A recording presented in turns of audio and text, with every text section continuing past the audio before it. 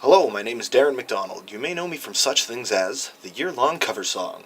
And that's probably it. Now, something that my viewers may not know about me is that I am a hockey enthusiast. I absolutely adore everything about hockey and decided that this is as good a time as any to start talking about it. I've tried making Let's Play videos about video games and uploading cover songs, but YouTube is making it increasingly difficult to do so. Plus, I was never really that into posting Let's Plays. I'm more into the narrating and editing videos, poorly. But it is Christmas, and I am here while the Leafs are off eating turkey and getting some rest, to talk about what I think of the team at this point in the season. Now, first thing that I'd like to talk about is Dion Phaneuf. I'm sorry, and I know that I may get some hate-filled comments about this, but why the hell does this guy have a C on his jersey? I mean, get a couple of Keystone Lights into me and my stepfather, and Hockey Night in Canada turns into What the Fuck Night in Ontario. The guy is never pressuring the puck carrier. He's always giving the puck away. It's like he was a golden boy for a while in Calgary. Hell, he even made it onto the cover of a couple NHL games. And that's a pretty big honor. Why the hell does he almost never let loose that cannon of a slap shot that he has? Why does he almost never throw any hits around these days? Natural born leader, my ass. Now, I don't want to be spewing hate for this whole video, so I'm not going to. Just most of the time. Now, the team's current record is 18-16-5, which is basically 500 hockey. I mean, in recent years, they've had much worse records. But for a team that started out as good as they did, this is something that simply has to change. I know that Reimer had a bad start the other night, and that Bernier played pretty frickin' well, actually, in his last game. But give the Rye Minister a chance. He's a quality goaltender, and in my opinion, deserves to be possibly the number one for the Leafs. I mean, if you can keep him on his feet in the defensive zone for more than half a second, and if his glove continues to improve. Now, that's not to say that Bernier's not a quality goaltender, and they both hover around the same consistency. And even taking into account that Bernier's last 5 games puts him at 1-2-2, I still have to almost give Reimer the edge in better goaltending. It's really nice to see that Carlisle isn't doing to his number one what Calgary did to Kiprusoff, though. 72 games a year and then wonder why he's tired. Let's move away from the possible train wreck that could be the Leafs' goaltending and move into some other areas. And remember, folks, this is purely opinion, so don't hate on me because you're Mr. fucking super stat guy and you have it all figured out. Just, if you have opinions, post your own videos and lick me. I'm going to move into some different areas now. Mason Raymond. This kid is awesome. I can't get enough of him. He's the Leafs' new Grabovski because, let's face it, people, even though he didn't perform well in the stats book, he was the hardest working Maple Leaf in the playoffs last year, and he deserved more ice time and a better rep for what he did for the team. I think that the Capitals are incredibly lucky to have him, and that management in Toronto should be kicking themselves in the ass for losing that set of wheels. Anyway, Mason Raymond. This guy is absolutely fantastic. And I always want to call him Kid because he looks like he's 15 years old, but he's actually pushing 30. Well, look at his stats for the season and see that he's on pace for over 50 points, an asset to any team.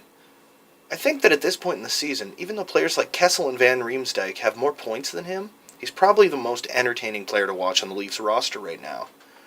Now, Kessel, don't get me wrong. Phil the Thrill is an incredibly talented player for the Leafs, and I am so glad that his defensive play is starting to improve.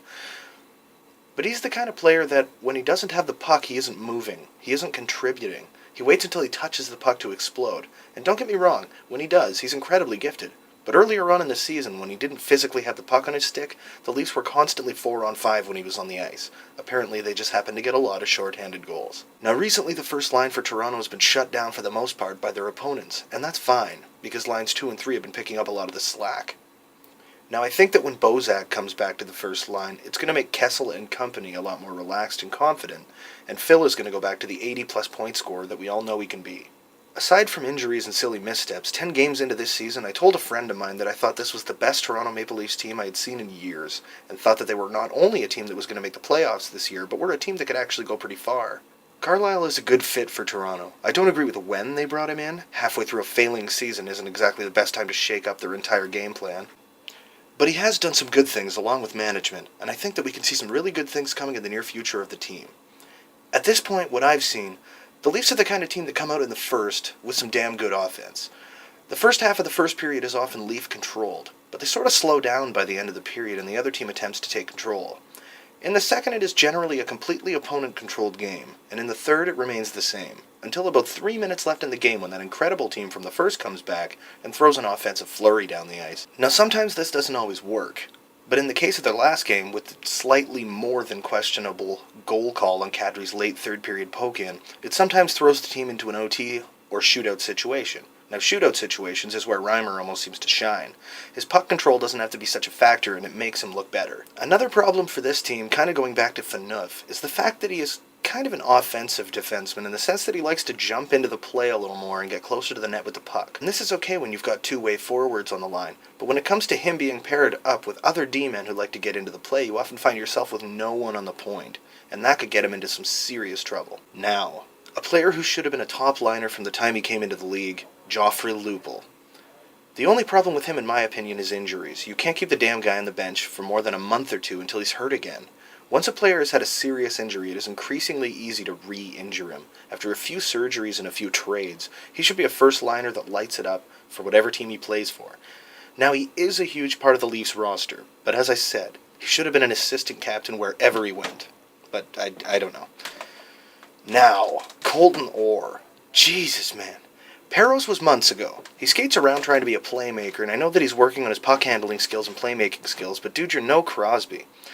It's like Orr has fucking PTSD after Perros hit the ice in that game. No more big hits. No more fights. Well, barely. It's like he falls down trying to be a fancy playmaker more than he has lunch. And I don't mean to shit on the guy because, let's face it, he could probably one-shot me into mental retardation. But seriously, he needs to step up his game. He's very quickly becoming that guy that fades into the background and isn't even really on the ice.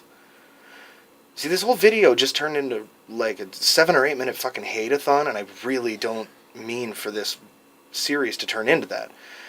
So I'll leave you guys with some random stats, but take this into consideration that these are all just vague predictions. You can call me a moron in the comments section or not, but this is just how I feel. I think that the Leafs are going to end the season with a record of around 41, 30, and 11. They'll barely make the playoffs, but have a decent run into the second round. I also believe that Kessel is going to end the season leading them with 75-ish points, and JVR or Raymond is going to be a close second with 65 to 68. Now, if we could just get Kadri to stop killing goalies, and if the game didn't always become a fucking referee show, seriously, NHL, get some of those old school guys who've each taken 10 pucks to the head to come back and call a real fucking game of hockey. Oh, it's too dangerous. Oh, fighting's bad. Get out of town.